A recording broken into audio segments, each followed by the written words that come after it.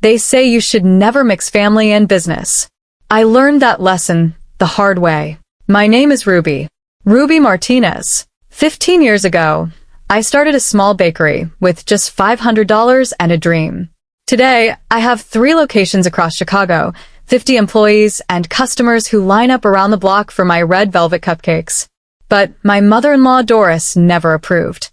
She thought I was neglecting her son Marcus by working too much. She thought I was a bad mother. And when I refused to make her a business partner, she decided to destroy everything I'd built. But let's go back to the beginning. How did it all start? 18 years ago, I was 23 years old. I was living in a small apartment in Chicago, fresh out of college. I had my business degree, but I couldn't find a job. Every interview I went to, I got the same answer. You don't have experience. One evening, frustrated and disappointed, I was baking a cake in my kitchen. My mother's recipe. Chocolate, moist, perfect. I gave some to my neighbors. The reactions were incredible. Ruby, this is amazing. Where did you buy this? Where can we get more? That's when an idea was born. What if I opened my own business? What if I became my own boss? My father, a retired construction worker, supported me. Ruby, you can do this. But it won't be easy. You'll have to work hard. My mother was more cautious. Honey, opening a bakery is risky.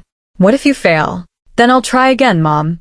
But at least I'll have tried. With my savings and my father's help, I scraped together $500. I bought a second-hand oven, rented a small shop in Pilsen, the Mexican neighborhood. The shop was tiny, just an oven, a counter, a few tables. But it was mine. On opening day, only 10 customers came. But the 11th customer changed everything. His name was Marcus. Marcus Bennett. Tall, dark-haired, beautiful smile. He was a civil engineer, working on a nearby construction project. Hello, he said. Did you just open? Yes, today. Welcome. What do you recommend? Red velvet cupcake. My special recipe. Marcus bought one, took a bite. His eyes widened. This is incredible. The best cupcake I've ever had. I smiled. Thank you. I'm around here every day. I'll be coming every day. And he did. Every single day. For a week. Then he got up the courage to ask, Ruby, would you go out to dinner with me? I hesitated. Because the business was brand new, I was so busy. But there was a warmth in Marcus's eyes. Okay, I said. That dinner, we talked for hours. Marcus had grown up in a modest family. His mother Doris was a homemaker. His father Arthur was a retired postal worker. Marcus was an only child, very attached to his mother. My mom is a very special woman, Marcus said. She always wanted the best for me. She practically raised me alone because my dad was always at work. She must love you very much, I said. Yes. Sometimes she's a bit overprotective, but I understand. I'm everything to her.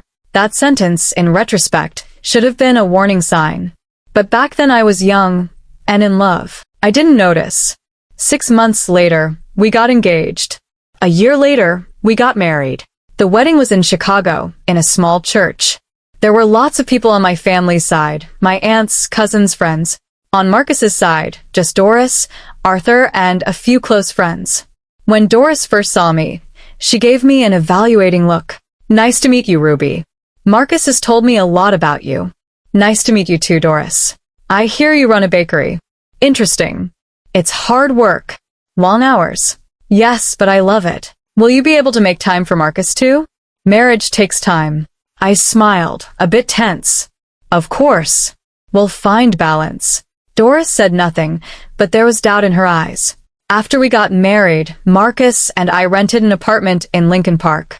2 bedrooms, nice place. I was trying to grow the bakery. Marcus was advancing in his career. The first 2 years were good. Business was slowly growing. Customers were increasing. My red velvet cupcakes were starting to become famous. The Chicago Tribune ran an article, Pilsen's Hidden Gem, Ruby's Bakery. But Doris's visits also started to increase. She'd come once a week, sometimes twice. Just checking on my son, she'd say. But really, she was checking on me. Ruby, how many days did you work this week? She'd say. 6 days, Doris. 6 days? What about Marcus? When did you spend time with him? We have dinner together every night. We take Sundays off. Is that enough? Marcus looks tired. I wonder if he feels neglected. Marcus would intervene. Mom, Ruby's great. We're happy. Don't worry. But Doris's words would stick in my mind. What if she was right? What if I was neglecting Marcus? 3 years later, our first daughter was born. Sophia. Gorgeous, healthy baby. Marcus and I were so happy. But motherhood was also very hard. I couldn't sleep at night. Bakery, baby, housework. Everything piled up. Doris came immediately to help us. Ruby, you rest. I'll take care of Sophia. At first I was grateful, because I was so tired. But then Doris's help started to become control. Ruby, you shouldn't feed Sophia that way. My method is better. Ruby, this diaper brand isn't good. I always use this brand for Marcus. Ruby, you're working too much. The baby misses you. Maybe you should cut back on the bakery. That last sentence drove me crazy. Doris, the bakery is my job. I have to do this. But you're neglecting your family, Ruby. Sophia needs a mother. I am Sophia's mother. And I'm not neglecting her. Doris just shook her head, as if to say, you'll see. Still, I continued. Growing the bakery, raising Sophia, keeping Marcus happy. It was hard, but I did it. 5 years later, our second daughter was born. Elena. She looked like Sophia, same brown hair, same green eyes. Now I had 2 children. And things got even more complicated. But the bakery also grew. There was so much demand that one location wasn't enough. I found an investor, opened a second location. In Wicker Park. More modern, bigger. Marcus was proud. Ruby, you're incredible. 2 locations. This is amazing. Thank you. But I'll have to work even more. I know. But you can do it. I believe in you. Doris had a different reaction. A second location? Ruby, you're already busy enough. Now you're going to be even busier? What about Marcus and the girls? Doris will manage. Marcus is supportive. Marcus is kind. But he's hurting inside. As a wife, family should come first. My family does come first, Doris. But my work is also important. Work or family? Which is more important, Ruby? The question was unfair. Both were important. Why did I have to choose? But arguing with Doris was pointless. She always thought she was right. Especially when it came to Marcus. 3 years after the second location, I opened the third. In the Loop downtown. Big, luxurious, where tourists and business people came. And this time, Chicago Magazine nominated me for Entrepreneur of the Year. At the award ceremony, Marcus was by my side. He was bursting with pride. Ruby, you're my hero. 15 years ago, you started with $500. Look where you are now. My eyes welled up. I couldn't have done it without you, Marcus. You always supported me. I'll always support you. But Doris didn't come to the ceremony. I'm busy, she said. But the real reason was that she didn't accept the award. In her opinion, a woman shouldn't be this successful. Especially a mother. A week after the awards ceremony, Doris invited us to dinner. Marcus, me, Sophia, 10 years old. Elena, 5 years old. We all went. During dinner, Doris spoke.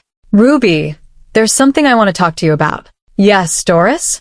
Your bakery is very successful. Congratulations. But I have a concern. What is it? I'm retired. So is Arthur. We have a lot of free time. And I was thinking, maybe I could help at the bakery. I could be a partner. I froze. A partner? Doris? Doris, that's a very kind offer, but... Look, Ruby, I'm experienced. I've managed a household for years, budgeted, organized. I can bring these skills to the bakery, and it would be a family business. We'd work together. Marcus intervened. Mom, Ruby already has a very good system. Maybe. Marcus, hush. This is a woman-to-woman conversation. Doris turned to me. Ruby, think about it. My experience combined with your energy, we could be so much bigger. But I knew. Doris didn't want to be a partner. She wanted to control. The bakery, me, everything. Doris, I'm grateful for this offer. But the bakery is my vision. I want to manage it alone. Doris's face changed. Cold, hard expression. So, you're saying no? Yes. I'm sorry, but no. Doris was silent. Then she smiled. But it wasn't a sweet smile. It was a calculated smile. I see, Ruby. Your decision. But you know what? Every decision has consequences. That night driving home, Marcus asked. Ruby, was that answer too harsh for my mom? No, Marcus. The bakery is mine. I don't want to share it. I understand. But my mom is upset. I understand. But this is my business, Marcus. My decision. Marcus nodded. Okay. I support you. But something had started to change. Doris's visits decreased. Now she came once a month instead of once a week. And when she came, she was cold, distant. One day, at the Loop location, my manager Hannah came to me. Ruby, something strange happened. What happened, Hannah? A customer came, bought a cupcake. Then half an hour later, he came back, complained, said there was a hair in the cupcake. I don't know if he actually saw it, but he was very angry. I refunded his money. I frowned. A hair? That never happens with us. Our hygiene standards are very strict. I know. But the customer was very sure. He even took a photo. A photo? Where's this photo? He shared it on social media. He also wrote a bad review on Yelp. My heart raced. Yelp reviews were important. A bad review meant lost customers. I read the review. It was terrible. Ruby's Bakery doesn't pay attention to hygiene standards. I found a hair in my cupcake. Disgusting. I'll never come back. Below it, there were hundreds of views. People were reading the comments. I immediately wrote a response. Dear customer, we're very sorry about this situation. Ruby's Bakery takes hygiene extremely seriously. Please contact us directly so we can investigate. But the damage was done. That week, the Loop location sales dropped 20%. Hannah said, Ruby, maybe it's just bad luck. But we should be careful. You're right. Let's give all employees extra hygiene training. But a week later, another complaint came from the Wicker Park location. This time, a customer said the cupcake was stale. Doesn't seem like it was made yesterday. Old, dry. I called manager Amanda. Amanda, were these cupcakes made today? Yes, Ruby. At 6 in the morning. Fresh. But the customer says they're stale. I don't know, Ruby. I checked everything. They're all fresh. Again, it was shared on social media. Again, bad comments. Ruby's Bakery's quality has dropped. It used to be great. Now it's terrible. I felt panic. 2 complaints in the same week. This couldn't be a coincidence. I told Marcus. Marcus, something's happening. 2 complaints, 2 different locations. Maybe it's just bad luck, Ruby. What if it's not? What if someone's doing this deliberately? Who would do such a thing? I had no answer, but I had a suspicion inside. The next week, a 3rd complaint came from the Pilsen location, the original location. A customer said there was a bug in the cupcake. Took a photo, shared it on social media. This time, the media got interested. A local news channel ran the story. Ruby's Bakery hygiene scandal. Customers complaining. My sales collapsed. At all 3 locations, a 40% drop. My employees were worried. Ruby, what's going to happen? Are we going to lose our jobs? No, I said firmly. We're going to fix this. I promise. But how? These complaints were fake. I was sure. But how could I prove it? One day, Amanda told me something. Ruby, I noticed something strange. Did you see that all 3 complaints came on the same day? Tuesdays. Tuesdays. Yes. And all 3 customers came at the same time. 3 in the afternoon. This was interesting. Do you know these customers? No. I'd never seen them before. Do we have security cameras? Yes. We reviewed the camera footage. 3 different people, 3 different locations. But something caught my attention. All 3, after buying cupcakes, went to the bathroom. Stayed a long time. Then came out, complained. Why did they go to the bathroom? I asked. Hannah thought, maybe they manipulated the cupcakes there? Added hair, added bugs. It's possible. But who would do such a thing? And why? That night, I asked Marcus. Marcus, someone sabotaging my bakery. Who would have such a motivation? Marcus thought, I don't know, Ruby. A rival bakery? Maybe. But this feels very personal. Marcus said nothing, but there was something in his eyes. Worry? Or knowledge. The next day, I hired a detective. Her name was Linda Ramirez, a former cop, now a private investigator.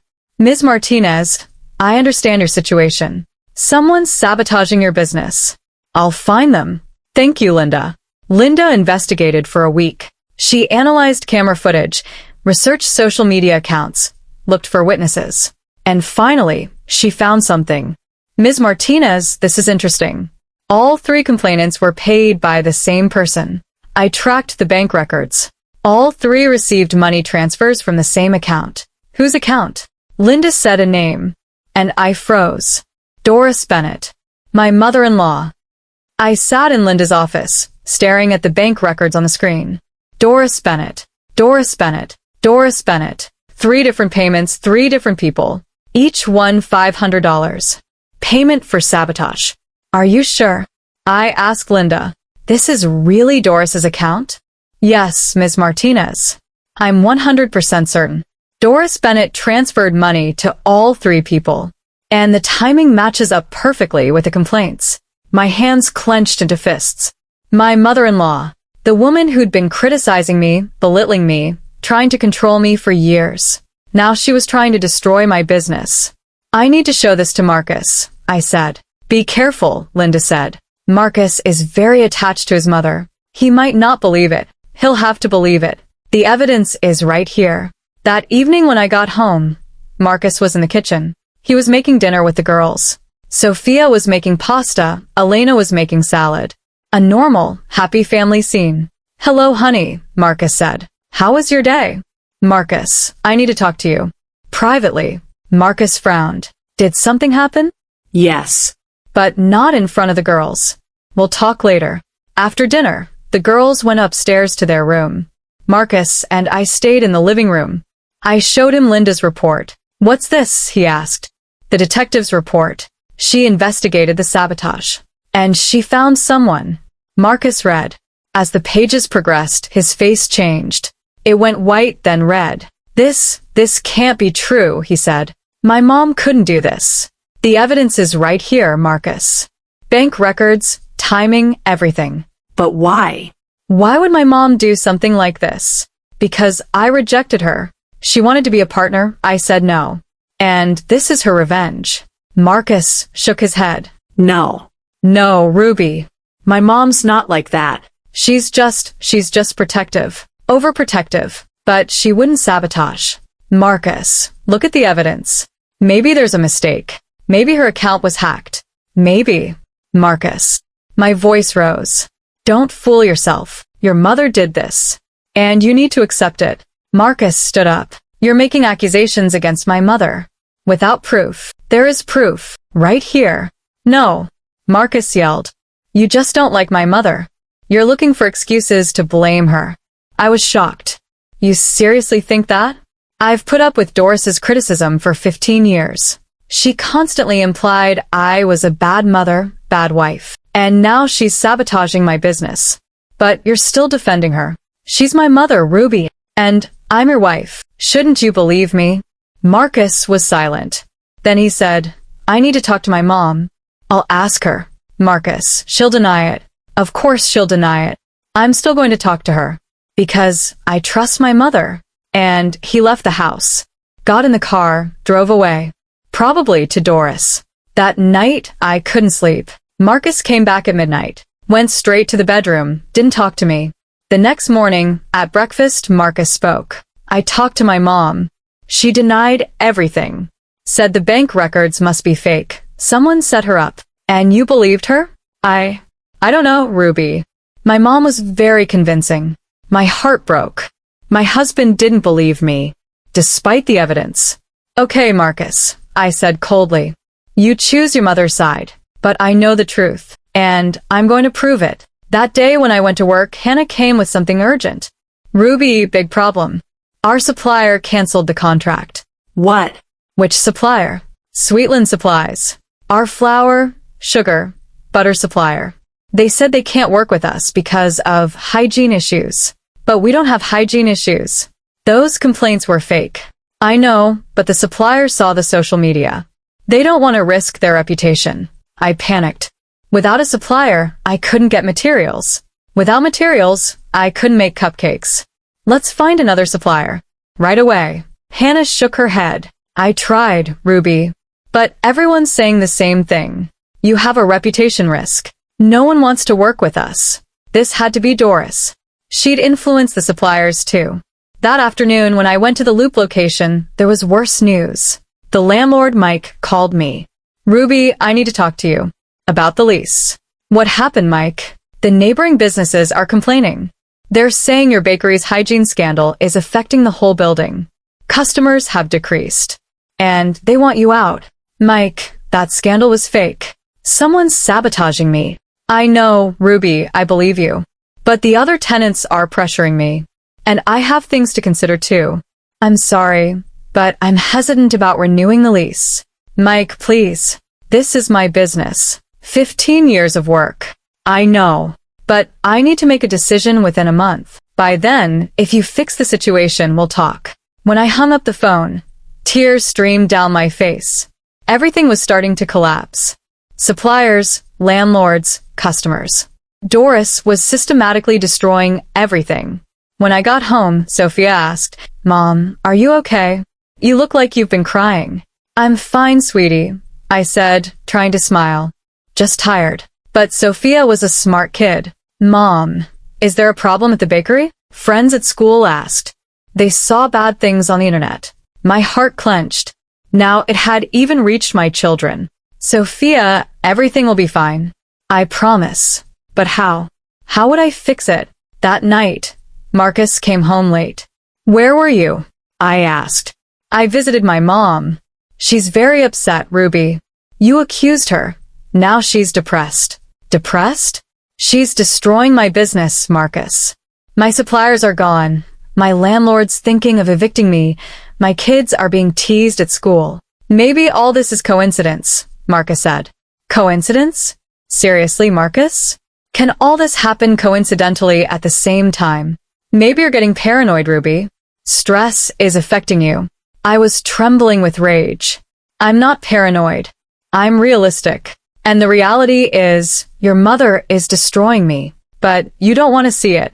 Because you love your mother more than me. Marcus froze. What are you saying? I'm telling the truth. You're always on your mother's side. Whatever I say, she's right. Whatever I do, she's correct. It's been like this for years, Marcus. And I'm tired of it. Ruby. No.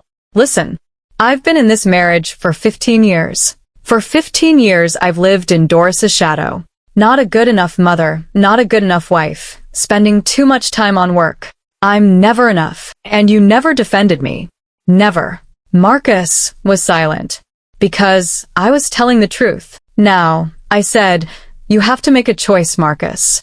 Me or your mother? Ruby, that's not fair. She's my mother, and I'm your wife, the mother of your 2 children. But you're still choosing her. And I went to the bedroom. Closed the door. The next day, Linda called me. Ms. Martinez, there's new information. Doris didn't just organize fake complaints. She also sent emails to your suppliers and landlords. Anonymous emails. Saying Ruby's bakery is having hygiene problems. Be careful. Do you have proof? Anonymous emails are hard to track. But I traced the IP addresses. They were all sent from near Doris's house. Maybe an internet cafe. Maybe a neighbor's Wi-Fi. But a very suspicious location. So, not definitive proof. Hard to use in court. But suspicious enough that we can do something. What can we do? You could confront Doris. Tell her you know everything. Maybe she'll confess. Maybe she'll stop. But confronting Doris wasn't easy. Especially when Marcus got involved. That week, Sophia came home from school upset. Mom, something bad happened today. What happened, sweetie?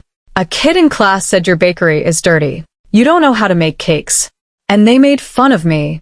I hugged her. Sophia, those kids are wrong. My bakery is clean. And I make very good cakes. But some people say bad things.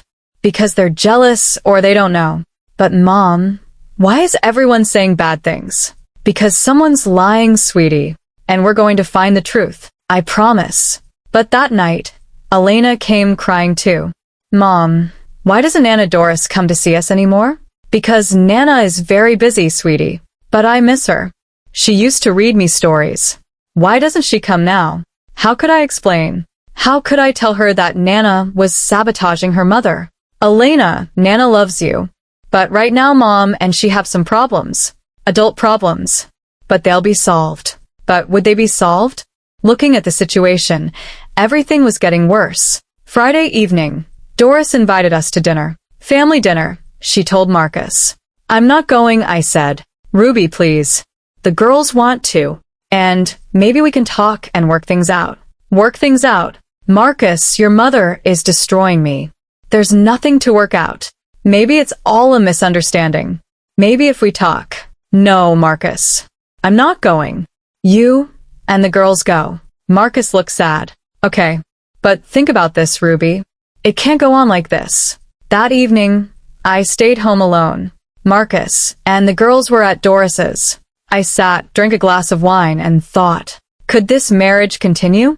Marcus didn't believe me. Doris was tearing our family apart. The children were caught in the middle. The phone rang. It was Linda. Ms. Martinez, there's something urgent. You've received a letter from Doris's lawyer. She's filed a defamation lawsuit against you. What? Doris claims you've falsely accused her. You've damaged her reputation. And she's asking for compensation. $100,000. The world spun. A defamation lawsuit. Doris wasn't just sabotaging. Now she was taking me to court too. What should I do, Linda? Get a lawyer. A good lawyer. Because this is serious. The next day, I met with lawyer Jennifer Cole. She was experienced, tough, professional. Ms. Martinez, your situation is complicated. Doris seems to have a strong case against you. Because there's no definitive proof. Just suspicions. But there are bank records. Linda found them. Bank records only show that Doris sent money to some people. But why did she send it? Maybe help, maybe a loan, maybe a gift. It's hard to prove it was sabotage. So, what can we do? We can file a countersuit. Sabotage, commercial damage, emotional damage. But for that we also need proof. Solid proof. How do I find it? Maybe find someone on the inside. Someone involved in Doris's plan. If they confess, then we'll have a strong case. That week, I gave Hannah a special task. Hannah, find those 3 complainants. Talk to them. Maybe for money they'll tell the truth. Hannah found 2 of them. The first 2 refused to talk. But the third, a young woman named Sarah, agreed. $5,000, she said. Then I'll tell everything. Okay, I said. It was expensive, but I had no choice. Sarah came to my office. We signed a contract. I made the money transfer. Then she talked. Doris Bennett reached out to me online. I saw an ad on Craigslist. Easy money opportunity. I clicked. Doris messaged me privately. She said she wanted to play a prank on an old coworker. I'd go to a bakery and make a fake complaint. She'd pay $500. It seemed like easy money. Did you really think it was a prank? Sarah lowered her head. No. I knew it was something wrong. But I had no money. My rent was late. I'd lost my job. $500 was very important. So you knew it was sabotage? I know now. Back then I didn't think it through completely. But yes, I knew it was wrong. And I'm sorry. Really sorry. We recorded the conversation. Jennifer Cole was very pleased. This is perfect. Now we have a strong case against Doris. Both for defense and for countersuit. But there was one problem. When I showed this evidence to Marcus, how would he react? That evening, I showed Marcus the video. He watched. Watched silently. Finally, he buried his head in his hands. My mom, he said. My mom really did this. Yes, Marcus. She did. But why? Why would she do this to me? Because she wants control. Over me, you, the family. And when I resisted, she tried to destroy me. Marcus was crying. I was so blind. You were telling the truth, but I didn't believe you. I didn't believe you, Marcus. No, Ruby. I'm sorry. I'm really sorry. You've been dealing with my mom for years, and I always defended her. I didn't listen to you. I was so unfair. I hugged him. What matters is what we do now. What should we do? We need to confront your mom. together. And tell her this has to end. Marcus nodded. Okay, we'll go tomorrow. But the next day, before we could leave the house, Doris came to the door. She'd been ignoring Marcus's calls, but now she was here. Marcus. My son. I missed you so much. Marcus didn't fully open the door. Mom, what are you doing here? I wanted to see you. And my grandchildren. Why isn't anyone calling me? Why are you excluding me? Because, I said, approaching the door, you sabotaged my business, Doris. And we know. Doris's face changed. What? Nonsense. I didn't do any such thing. There's proof. Video confession. A woman named Sarah told us everything. Doris panicked. She's lying. To set me up. Marcus intervened. Mom, enough. Please. Tell the truth. I'm telling the truth, son. I'm innocent. Mom. Marcus's voice hardened. There's video. There are bank records. There are IP traces. Everything points to you. You can't deny it anymore. Doris's eyes filled with tears. But I was just trying to protect you. Protect me by trying to destroy Ruby? Because she's taking you away from me. You don't spend time with me anymore. You're always with her, always busy with her work. I'm your mother, Marcus. I'm your everything. No, Mom, Marcus said quietly. You're my mother. But Ruby is my wife. The girls are my children. They're my family. And you hurt them. No. I was just. Enough, Mom. Leave. And don't come near us again. Until you apologize. A real apology. Doris was shocked. You're kicking me out? Yes. Because what you did is unacceptable. And until you accept it, we can't see you. But Marcus. Go, Mom. Please. Doris left crying, got in her car, disappeared from sight. Marcus turned to me. I did it, he said. I finally did it. I'm proud of you, I said. But this wasn't the end, because Doris had filed a lawsuit, and now we were going to court. 2 weeks later, the first hearing happened. Doris's lawyer was an aggressive man. Ms. Martinez, you've made baseless accusations against my client, Doris Bennett. You've damaged her reputation. This is unacceptable. Jennifer Cole objected. Your Honor, we have evidence that Ms. Bennett actually committed sabotage. We have video confession, bank records, IP records. The judge, Judge Linda Thompson, listened. I want to see the evidence. We presented the evidence. Sarah's video was played. Bank records were shown. Everything was out there. Doris's lawyer tried to defend. This woman, Sarah, is lying for money. She's not credible. But Judge Thompson wasn't convinced. There are bank records. There are IP traces. This woman's confession is also consistent. Ms. Bennett, what do you have to say? Doris stood up. Your Honor, I was just trying to protect my son. Ruby is neglecting him. She's a bad wife, a bad mother. Ms. Bennett, Judge Thompson said in a stern voice. That's your opinion. But that doesn't justify sabotage. Commercial sabotage is a serious crime. And I see that you did it. But I'm making my decision. Ms. Bennett's lawsuit is dismissed. Furthermore, Ms. Martinez's countersuit is accepted. Ms. Bennett, you're responsible for commercial sabotage and causing damage. You'll pay Ms. Martinez $150,000 in compensation. Doris screamed. No. This is unfair. But the judge had made her decision.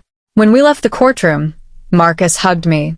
You won, he said. You won, Ruby. We won, I said, together. But Doris was waiting outside. She looked at us, anger and hatred in her eyes. This isn't over, Ruby, she said. You took my son from me. But I won't forget this. Never. And she left. In that moment, a fear formed inside me. Because Doris had been defeated. But maybe she was more dangerous now. 3 weeks had passed since the court decision. There was no word from Doris. She hadn't paid the compensation, hadn't called, hadn't visited. It was as if she'd been erased from the earth. Marcus was worried. Maybe I should call my mom, just to check if she's okay. Marcus, I said gently, your mom is an adult. She makes her own decisions. And she has to comply with the court order. If she doesn't want to pay, our lawyer will do what's necessary. I know, but she's my mom. For years she's been everywhere in my life. Now the silence is so strange. I understood him. But at the same time, this silence had been good for us. For the first time in years, we were living without Doris's shadow. At work, things were slowly getting better. Sarah's confession had spread on social media. People had learned the truth. The comments were starting to change. Ruby's bakery was wrongly accused. We always support them. That mother-in-law is horrible. Ruby is such a strong woman. Ruby's cupcakes are still the best in Chicago. Customers were starting to come back. Slowly at first, then in droves. Lines formed again. At the Pilsen location, Wicker Park, the Loop, Hannah was crying with happiness. Ruby, they came back. Our customers came back. Yes, I said, smiling. The truth always wins, Hannah. Always. Negotiations with suppliers also began. Sweetland Supplies apologized. Ms. Martinez, we made a mistake. We should have researched you better. Please, let's work together again. Okay, I said. But this time, a written contract. And better terms. Agreed. Landlord Mike also called. Ruby, I'm renewing the lease. The neighbors aren't complaining anymore either. In fact, they're celebrating your success. Everything was falling into place. But there was an uneasiness inside me. Doris's silence didn't feel natural. One Friday evening, Marcus came home late from work. He looked tired and tense. Did something happen? I asked. Mom called today. My heart clenched. What did she want? She wanted to talk. With me. Face to face. What did you say? I agreed. We're meeting tomorrow afternoon. At a cafe. Marcus, be careful. Your mom is still. I know, Ruby. But I need to listen. Maybe she'll apologize. Maybe she'll change. A voice inside me said, Doris will never change. But I trusted Marcus. Saturday afternoon, Marcus met Doris at the cafe. I stayed home with the girls. But I was worried. I kept checking my phone. 2 hours later, Marcus returned. His face was pale, his eyes were red. What happened? Marcus, are you okay? Marcus sat down, buried his head in his hands. Ruby, my mom is sick. I froze. Sick? What do you mean? Cancer. Lung cancer. Advanced stage. The doctors say 3, maybe 6 months. The world spun. Doris, the Doris who'd organized the sabotage, who destroyed my life, was dying? Marcus, I'm so sorry. Mom said she can't pay the compensation because all her money is going to treatment. She said please forgive her. She just wants a little more time. My throat nodded. I'd hated Doris. But cancer, no one deserved that. Marcus, what do you think? I don't know, Ruby. She's my mother. She did bad things, yes. But I don't want her to die. And I don't want her to spend her last days in court battles. What do you want me to do? Marcus looked at me. There was pleading in his eyes. Drop the lawsuit, Ruby. Please. Just in these last days, let's be at peace. I thought, long and hard. Doris had caused me so much pain. But she was Marcus's mother, the girl's grandmother, and she was dying. Okay, I said. I'll drop the lawsuit. But on one condition. What is it? Your mom has to truly apologize to me for everything she did. The children need to hear it too. Especially Sophia. She suffered. And she needs to understand that her Nana was wrong. Marcus nodded. Okay. I'll talk to my mom. A week later, Doris invited us to dinner at her house. Arthur greeted us at the door. He looked aged, exhausted. Ruby, Marcus, welcome. Where are the girls? In the car, Marcus said. We want to talk to Mom first. We went inside. Doris was sitting in the living room in a chair. She'd lost weight. Her hair had fallen out, probably from chemotherapy. Her face was pale, but the hardness in her eyes was still there. Marcus, my son. Her voice was raspy. Mom. Marcus went to her, hugged her. I stood back. Doris looked at me. Ruby. Doris. There was silence. Then Doris spoke. I called you here to apologize. I waited. Ruby, I've done you wrong for years. You're a good woman. A good mother. A good wife. But I couldn't accept it. Because I was losing Marcus. My little boy. Doris's eyes filled with tears. When Marcus was born, I was everything to him. Arthur would work, I'd stay home with Marcus. Every moment, every smile, every word, all were mine. But then he grew up, got married. To you. And he didn't need me anymore. Mom, Marcus intervened. I always needed you. No, son. Not like before. And I panicked. I thought if Ruby wasn't there, maybe you'd come back to me. Maybe it would be like old times. But Mom, that was a childish thought. I know now. And I'm so ashamed. Ruby, you worked so hard. Your business, your family, everything. You balanced it all. And I sabotaged it. Because I was jealous of your strength, your success, Marcus's love for you. Tears streamed down her cheeks. Now I'm dying. And I'm sorry for everything. Ruby, please forgive me. I know I don't deserve it. But for Marcus, for the girls, please. My throat knotted. Doris's words were coming from the heart. For the first time, I was hearing a real apology. Doris, I said softly, I forgive you. What you did was very painful, but I understand. You loved Marcus. In the wrong way, but you loved him. And now, in your last days, we should be at peace. Doris cried. Thank you, Ruby. Thank you so much. Marcus hugged both of us. Thank you, Ruby. This means so much. Then we called the girls inside. Sophia and Elena were surprised when they saw their Nana. Nana. Elena ran, hugged her. Sophia was more cautious.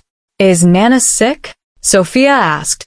Yes, sweetie, Doris said. I'm very sick. And I need to tell you something. Sophia sat down. Elena was in Doris's lap. Girls, I did very bad things. To your mother, to your family. And I caused you to suffer too. I should never have done that. I'm so sorry. Sophia's eyes filled with tears. Nana, at school kids made fun of Mom. I was so sad. I know, sweetie. And that's my fault. Your mom is an amazing woman. And I was a jealous, foolish woman. But I'm changing now. Please forgive me. Sophia thought, then hugged Doris. I forgive you, Nana. But you won't do it again, will you?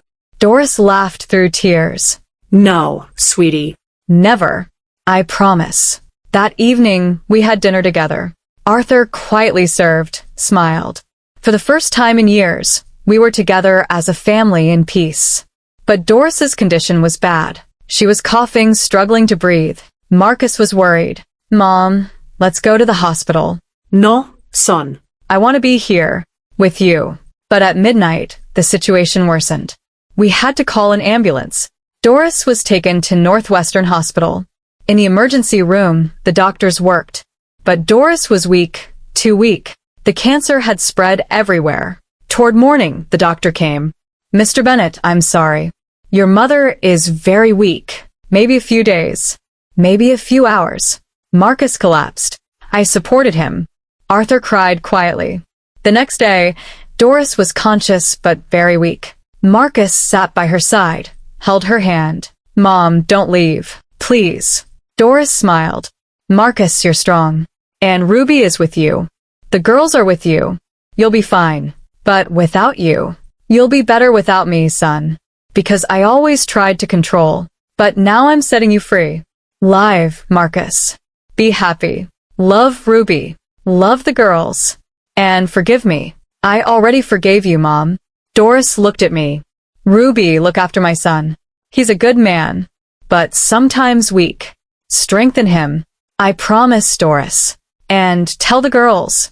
Their Nana loves them. Always loved them.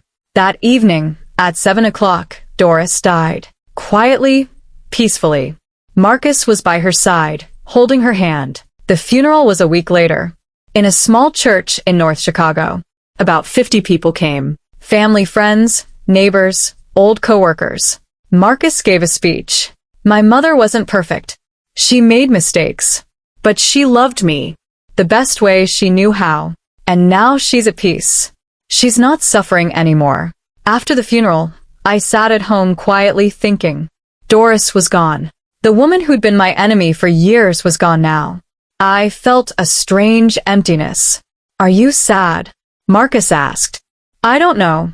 I said honestly. Mixed feelings. Doris hurt me a lot, but in those last days she was different. She gave a real apology, and I think I forgave her. You're very strong, Ruby. We've been through so much, but we're still standing. When we're together, we can get through anything. During the week at the bakery, we were working at full speed. Doris's death had been in the media. Mother-in-law who committed sabotage dies of cancer headlines. And people sympathized with us. Ruby went through so much, but she forgave. That's very noble. Customers increased even more. People were coming not just to buy cupcakes, but to support me. One day, a woman came. Middle-aged, elegant, kind. Ms. Martinez, I'm Catherine Williams. I'm an investor, and I want to talk to you. Of course, please have a seat. Catherine explained. I heard Ruby's bakery story. You started with $500, opened 3 locations, fought against sabotage. An incredible story. And I want to invest. Invest. Yes. I want to grow your business. Not just in Chicago, but throughout Illinois. Maybe the entire Midwest. Ruby's Bakery should be a brand. A national brand. My breath caught. That's a big offer. I know. But you deserve it. Review your business plan. Look at your financials. Let me make you an offer. Catherine presented the offer. $500,000 investment. In exchange for 30% equity. But full control would stay with me. The vision was mine. I asked Marcus. What do you think? I think it's a great opportunity, Ruby. But are you ready? More locations means more responsibility. I know. But this is my dream. I've always wanted something like this. Then do it. I support you. Always. I accepted Catherine's offer. Within 6 months, we opened 3 new locations. In Naperville, Evanston, Oak Park. Each was successful. Within a year, we had 7 locations, 75 employees. And Chicago Magazine named me Female Entrepreneur of the Year. At the award ceremony, when I walked onto the stage, hundreds of people applauded. Marcus and the girls were in the front row, smiling. Thank you, I said into the microphone. This award isn't just mine. It's my family's, my employees, and every woman's. Because we are strong. We are standing. And no obstacle can stop us. Applause filled the entire hall. After the ceremony, a reporter asked for an interview. Ms. Martinez, can you talk about Doris Bennett's story? Doris was my mother-in-law, and we went through a difficult period. But in the end we made peace and shook hands. I was with her in her last days. And I forgave her. Was that easy for you? No. It was very hard. But forgiving wasn't for her, it was for me. Because forgiving is being set free. Holding on to anger only hurts ourselves. I wanted to be free. And I forgave. That night driving home, Marcus said, "You're amazing. You know that, right?" I smiled. "You're amazing too. Because you're by my side." 2 years later, Ruby's Bakery became one of the Midwest's largest bakery chains. 15 locations, 150 employees. And every location was famous for my red velvet cupcakes. Sophia was now 12 years old. Smart, strong, determined young girl. "Mom, I want to be like you. One day I'll start my own business." "You can do it, sweetie. You can do anything." Elena was 8 years old. Cheerful, loving, creative. "Mom, I'm going to be a painter. I'll paint cupcake pictures." I smiled. "Great idea. Maybe one day we'll put your paintings on our cupcakes." Marcus was also advancing in his career. Now he was the project manager of a large construction firm. But every evening he'd come home, we'd have dinner together. Our family time was sacred. One Sunday afternoon, we all visited Doris's grave together. The stone read, Doris Bennett. A loving mother and grandmother. Sophia placed flowers. "Nana, I miss you. But you're at peace now, right?" Marcus held my hand. "Ruby, thank you." "For what?" "For everything. For forgiving my mother. For trusting me. For keeping this family together. We're a team, Marcus. Together we can get through anything." On the drive home, the girls fell asleep in the car. Marcus and I were driving quietly. "Are you happy?" Marcus asked. I thought. 18 years ago, I'd opened a bakery with $500. Now I had 15 locations, hundreds of employees, a beautiful family. I'd been through difficulties, betrayal, sabotage, pain. But I'd overcome all of it. Yes, I said, smiling. I'm very happy. And I really was. 5 years had passed since Doris's death. 5 years. And our lives had completely changed. Ruby's Bakery was now known not just in Chicago, but throughout the entire Midwest. We had 23 locations. In Illinois, Indiana, Wisconsin, Michigan. 250 employees. And my red velvet cupcakes had become legendary. Last month, we were featured in the New York Times. From $500 to Empire, Ruby Martinez's incredible journey. The article told about our beginning, the battle with Doris, forgiveness, success. When I read the article, tears streamed down my face. Because I remembered every difficulty, every tear, every victory. And now I was here. The Ruby from 20 years ago couldn't have even dreamed of this success. That morning, sitting in my office, I was thinking about future plans. Catherine Williams had brought a new proposal. Ruby, let's franchise. People want to partner with your brand. We can spread across all of America. Franchise. Marcus had said last night. That's a very big step, Ruby. I know. But I'm ready. We have the system, we have the brand, we have the experience. It's time to expand. You decide. Whatever you say, I support. Now I was looking out the office window at Chicago. This city had given me everything. My dreams, my struggle, my victory. And now it was time to share those dreams with the entire country. The phone rang. It was Sophia. She was now 17 years old, applying to universities. Mom, great news. I got my acceptance letter from Northwestern to the business program. My heart filled with joy. Sophia, that's amazing. I'm so proud of you. Thank you, Mom. You're my inspiration. You started with $500, built an empire. I'm going to do the same. Start my own business one day. You can do it, sweetie. You're strong, smart, determined. You can achieve anything. After I hung up, I thought, when Sophia was born, Doris would say I was a bad mother. You spend too much time on work, you're neglecting your children. But now, Sophia saw me as a role model. So, I must have done it right. Elena had also grown up. She was 13 years old, going to art school. Painting, sculpture, graphic design. She was very talented. And last month, she designed a new logo for Ruby's Bakery. A red velvet cupcake surrounded by elegant calligraphic letters. It was perfect. Mom, are you really going to use this logo? She'd asked excitedly. Of course. You're a professional artist, Elena. And your work is wonderful. Elena had beamed. One day, I'm going to paint frescoes on all the Ruby's locations' walls. Big, colorful, beautiful frescoes. I'm sure you will, sweetie. And I'll be your first customer. Marcus had also reached the peak of his career. Now he was the CEO of Bennett Engineering. He'd started his own company. He was managing Chicago's biggest construction projects. Now we're both bosses, he'd said last week at dinner, laughing. Yes. And we make a great team. The best team. Our house had also changed. We'd sold our Lincoln Park apartment, bought a big house. In Evanston, Lakeview, with a garden. Separate rooms for the girls, an office for Marcus, and a small studio for me. On weekends, I'd make experimental cupcake recipes there. One Saturday morning, the whole family was baking together in the kitchen. Sophia was kneading dough. Elena was decorating. Marcus was checking the oven. This reminds me of the early days, I said, smiling. In the small shop in Pilsen alone, with $500. And look where you are now, Mom, Sophia said. 23 locations. 250 employees. An empire. The word empire is too big, I said humbly. I'm just doing what I love. And you're doing it very well, Marcus said, kissing me. That week, an invitation came from a Chicago Chamber of Commerce. Inspiring Female Leaders panel. They wanted me to be a speaker. On the panel, there were 3 other women. A tech CEO, a doctor, a philanthropist.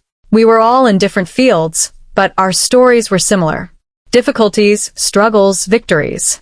When it was my turn, I walked onto the stage. Hundreds of women were listening. Hello.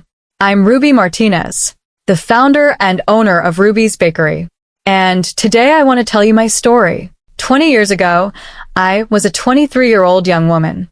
Unemployed, my savings just $500. But I had a dream. To open my own business. To be the boss. To be successful. I opened my first bakery in Pilsen. A small, modest place. But it was mine. And I started making my red velvet cupcakes. My mother's recipe. Special. Delicious. Unforgettable. My first customer was my now husband Marcus. He bought a cupcake, took a bite, his eyes widened. Incredible, he said. And I knew I would succeed. But success wasn't easy. I got married, had children. And my mother-in-law, Doris, didn't approve of me. You work too much. You neglect your family. You're a bad mother, she said. She constantly criticized, belittled. Then the bakery grew. Second location, third location. And Doris wanted to be a partner. I said no, because the bakery was my vision, my work. And Doris decided to take revenge. She sabotaged my business, organized fake complaints, influenced my suppliers, my landlords, everything. My sales collapsed. My reputation was damaged. My family started to fall apart. The audience was watching silently. But I didn't give up. I hired a detective, gathered evidence, and exposed Doris.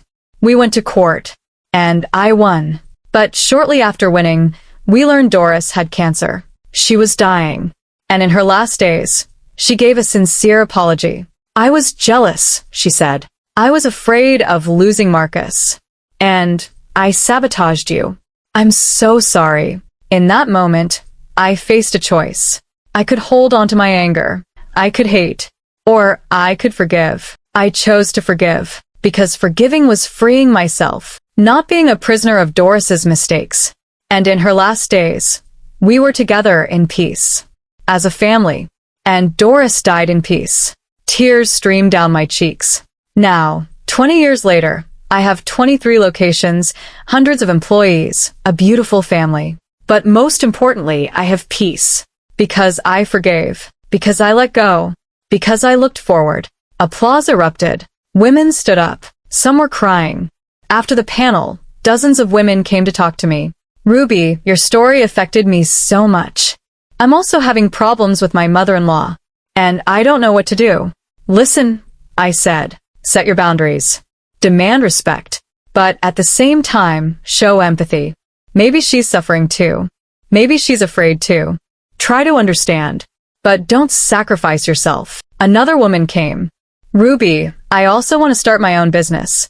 But I'm scared. What if I fail? Failure is part of learning, I said. I made many mistakes too. But I learned from every mistake. And I continued. You can too. Just start. Start small. But start. That night driving home, I felt at peace. Because my story was inspiring others. And that was more valuable than money, than fame. A month later, Catherine Williams brought big news. Ruby, there's a TV show offer. Like Shark Tank style. Entrepreneurs will come. You and other investors will evaluate them. Interested? A TV show? Catherine, I'm a baker, not a TV star. But you're an inspiring leader. People should know you. Should hear your story. And maybe you can help new entrepreneurs. I thought. I asked Marcus. What do you think? I think it's a great opportunity. You already inspire people every day. Why not reach a wider audience? But the girls? Are they ready? Sophia intervened. Mom, you're a hero.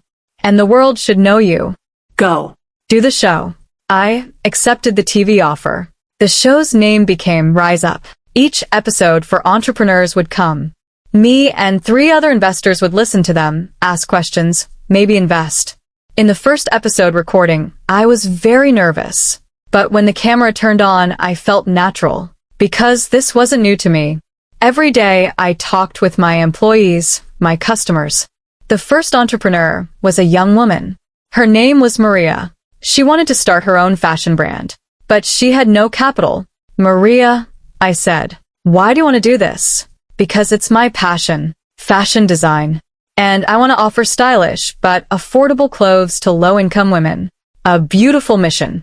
But business isn't just passion. Finance, marketing, logistics. Have you thought about these? Yes. I have a business plan, but I need money. I reviewed the plan. It was good, realistic, achievable. Maria, I'm investing $10,000 in you in exchange for 15% equity. And I'm going to mentor you because I started just like you, with a small dream. Maria cried. Thank you, Ruby. I won't let you down. When the show aired, the ratings exploded. People watched, shared, discussed. And I became a national figure. The Chicago Tribune wrote, Ruby Martinez is not just a baker. She's an inspiration. I made the Forbes list, America's 100 most powerful women. But I was still the same Ruby. Every morning I'd wake up early, go to the office, talk with my employees, taste the cupcakes. Because this was my identity. One day, I visited the first location in Pilsen.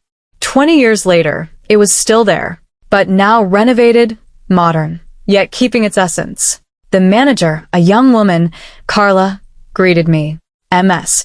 Martinez. What an honor. Please call me Ruby. Ms. Martinez is too formal. I went inside. It was full of customers. The same counter but new. The same oven but upgraded. And that familiar smell. The smell of red velvet cupcakes. This is where everything started, I said emotionally. We know, Carla said. We have your photo on the wall. First day. Young Ruby in the kitchen making cupcakes. Inspiring. I looked at the photo. 23 years old, tired but happy. There was hope in her eyes. And that hope had brought me here. That evening, Marcus and I had a special dinner with the girls. At home, in the garden under the stars. Today I went to the Pilsen location, I said. The first location, where everything started. How did it make you feel? Marcus asked. Nostalgic, but also proud. Because from that small shop, we created this empire. Together. Sophia raised her glass. Mom, you're incredible. And I want to be like you. Elena joined in. Me too. Strong, determined, successful. Marcus said the last word. Ruby, you're not just a businesswoman. You're a wife, a mother, a role model. And I'm proud of you. Every day, tears streamed down my face. Thank you. All of you. Without you, I couldn't have achieved anything. A year later, Ruby's Bakery opened national franchises. Within 6 months, 20 franchise contracts were signed. In Texas, California, New York, Florida. Ruby's cupcakes were now being sold across all of America. And I went to every new opening. Met with franchise owners. Gave them advice. Business isn't just about money. It's passion, quality, customer satisfaction. Don't forget these. At one opening in Texas, a woman came up to me. Ruby, I saw you 10 years ago. In Chicago, at a panel. I listened to your story. And I was inspired. I started my own business. Now I'm a franchise owner. Because you showed me it was possible. I hugged her. Congratulations. And remember, this is just the beginning. You'll grow even more. Now I'm 50 years old. Ruby Martinez. The young woman who once started with $500. Now the CEO of a national brand. 200 franchise locations. 10,000 employees. Annual revenue, $100 million. But the numbers are only part of the story. The real story is the journey. The struggles, the victories, the losses, the gains. I remember Doris. Every day. Because she taught me a big lesson. To forgive. To let go. To look forward. I remember Marcus. The man who stood by my side, supported, loved. I remember my girls. Strong, smart, determined. They're my greatest success. And every morning when I look in the mirror, I tell myself, you're Ruby Martinez. Life knocked you down. But you stood up. You fought. You won. And now, you're inspiring others. If you also want to start a business but you're afraid, I want you to know. Being afraid is normal. I was afraid too. Fear of failure, fear of rejection, fear of judgment. But fear can't stop you. Only you can stop yourself. I started with $500. You might have more, or less. But the amount doesn't matter. What matters is your courage, your passion, your determination. And if you're experiencing family difficulties, mother-in-law problems, spouse problems, remember, set your boundaries. Demand respect, but show empathy, because everyone is struggling with their own pain. Doris tried to destroy me, but in the end, she was suffering too. She was afraid of losing Marcus, and that fear led her to make bad decisions. I forgave her, because forgiving was being set free. And now, I'm at peace. You can do it too. Every difficulty, every obstacle, because you are strong, you are brave, and you deserve success. Chase your dreams. Start small, But start. and never give up, because success doesn't come just with talent. It comes with determination, patience, resilience. And remember, after the darkest night, there's always a dawn. If this story left a mark on you, please share in the comments. Have you experienced something similar? Family pressure? Business difficulties? How did you overcome it? What did you learn? If you want to hear more stories of strong women like this, don't forget to like the video and subscribe to the channel. I share inspiring stories every week. And remember, you are valuable, you are strong, and you can achieve anything. See you in the next story. Take care of yourself.